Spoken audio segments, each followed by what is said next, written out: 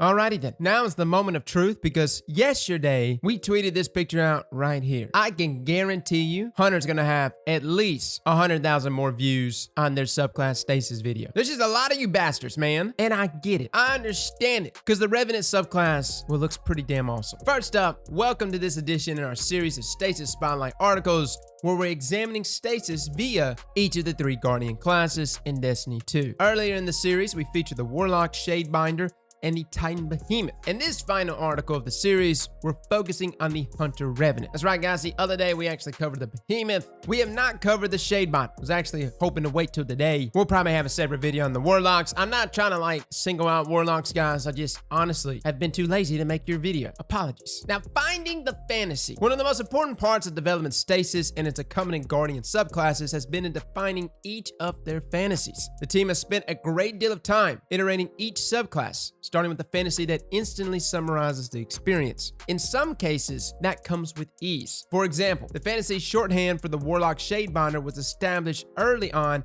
as the Ice Wizard. Oh, Gandalf Extreme, right? From that simple phrase, anyone could instantly conjure the image in their mind of what it would be like to play as a stasis-powered Warlock in Beyond Light, summoning your stasis staff and unleashing dark energy to freeze opponents. Other times, the fantasy evolves over the course of many discussions, iterations, and playtests. That was the case with the Hunter Revenant subclass, which went through many iterations before we aligned on the ninja archetype. The result is an amazing Stasis experience that we can't wait for Hunter fans to try for themselves. Early on, we knew that the Hunter would embody the idea of slowing the battle around them with their Stasis powers. That starts with the Withering Blade, the Hunter's Revenant melee attack. The player throws a deadly Stasis shuriken into the fight. It ricochets off surfaces and enemies, slowing and damaging them along the way. Land 2 shurikens on the same target, and that enemy will be instantly frozen. Yeah, we've seen this in action. The first shuriken almost looks to act like a suppressor, right? And then the second one leads up to just completely freeze them. And it has the same ricochet capabilities, similar to that of like a Sentinel shield, aka really, really good. It does not seem to deter after hitting target 1, right? It just keeps bouncing, baby. When fully charged with the ability Energy, the Hunter Revenant can unleash their deadly super, Silence and Squall. Named after the pair of Kama blades that a Hunter summons, this super involves a 2-pronged attack, with each Kama blade having a different function. The first blade, when thrown, immediately detonates on impact, freezing enemies in a radius from the center of the blast. Hurl Squall, the second blade, and it will embed itself in a surface or an enemy and then detonate, creating a stasis storm that will track nearby enemies, slowing and damaging them as it makes contact. Holy hell, are you serious? It's gonna have tracking? Okay, so they're called Kamas. Am I saying that right? Kama blade. Oh, yes, now I see it. It is a traditional Japanese farming sickle. Looks dope. As in this case with the Warlock Shadebinder and the Titan Behemoth, players using the Hunter Revenant will also be able to customize their stasis power over time using aspects and fragment slots. Again, I know we haven't really like covered aspects and fragments in depth because that's like actually in the Shadebinder article. We will do that either today or tomorrow. But for Hunters here, they actually have a slow dodge aspect that will allow the Revenant to temporarily slow nearby enemies each time they perform a dodge. Okay, I'm done. I'm done, man. Really? Bungie, the hell is this? I don't see the aspect down here. So I guess they're just throwing out an example without actually showing the aspect. But can you imagine Gemini Jesters paired with this aspect? You dodge. You take away your enemy's radar. But to make matters worse, now they can't even move fast. So they're blind and slow, man. Hunters are going to be meta this fall. Watch what I say. Now let's take a look real quick at the aspect that they actually do show. Shatter Dive.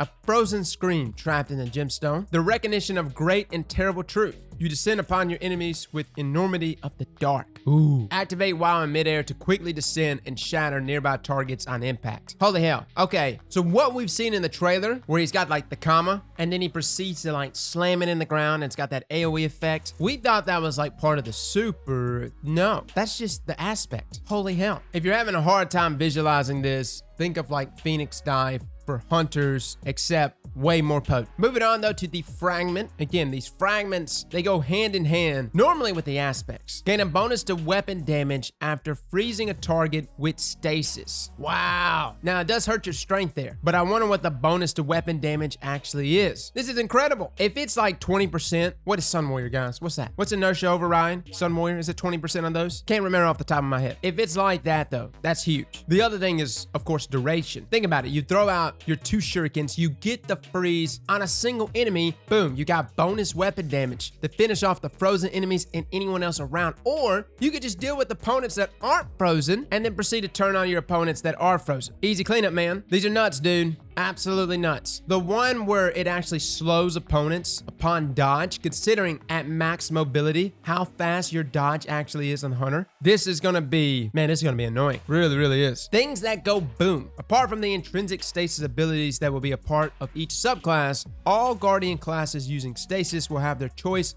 of a variety of stasis grenades to use in combat. Oh, okay. Yeah, there was some debate here last week, guys, because we were concerned we were only going to have 1 grenade. So first up, the Glacier Grenade. Upon contact with the ground, a wall of stasis crystal instantly bursts from the earth and nearby enemies are frozen inside of the stasis crystal. These grenades have multiple uses, from encasing enemies to creating cover. When destroyed, the crystals will create an AoE burst damage to nearby enemies. All right, yeah, we've seen that in action. Cold Snap Grenade. Upon impact with the ground or an enemy, this grenade unleashes a wave of stasis energy that races along the ground in the direction of the closest nearby enemy, freezing them and then searching out the next nearby foe. You can freeze up to 3 enemies with a single Cold Snap Grenade. Okay, sounds good. Dust Field Grenade. Dust Field Grenades create powerful stasis fields that suck enemies into them when forming. Once an enemy is caught inside, they will be slowed and, if unable to make it out in time, frozen in place. So think like Vortex Grenade, but in stasis form, and it freezes enemies. All 3 of these grenade abilities show the potential of stasis to change the way you fight in Beyond Light.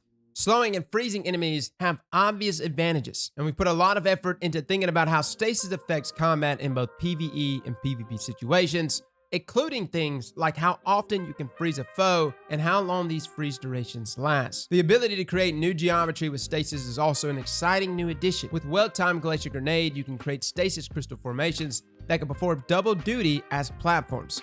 Players are going to use this new power, be it in the form of grenade or super, to gain easier access to tougher to reach areas, creating new lines of sights, and even doing things that we can never predict. Oh yeah, oh, this is going to be nutty. I'm going to use it just to get to, like, I don't know, a high spot, get the aerial game on some people, you know what I mean? Get in some glitch spots. I honestly think this is going to expose a lot of trouble areas on maps. You're giving us an ability to extend the platform wherever our grenade touches. I'm just saying, it's gonna be nasty. Now, wielding stasis is going to be an unprecedented change to Destiny 2. This is a new take on elemental power, where the path to victory is found through controlling the enemy and the pace of the fight, instead of just through brute force and damage. With aspects and fragments, we're also giving players a new level of control over how they customize their stasis experience. For more on stasis, check out our Stasis Hub page here on Bungie.net. All right, incredible stuff, guys. Again, looking at the image here, you see the Silence and Squall, which is the super, the Withering Blade, which is the shurikens, the Deadly Edge, the Stasis Storm. The main thing to take away from these stasis subclasses, now that we've observed them over time. First up, I'm under the impression we should all have access to those 3 grenades. The Glacier Grenade, the Cold Snap Grenade, the Dustfield Grenade. Secondly, aspects and fragments are essentially subclass nodes. That's what they are. If you were to just rearrange them and order them, they would fit in a module similar to our current subclass layout. I can tell you right now, this is actually Bungie's way of pushing us more into this customization that we've been asking for. It's not as customizable as Destiny 1, but Destiny 1 subclass menus caused a lot of issues. Again, I still preferred it, but I haven't tried out this new level of customization. I just don't know.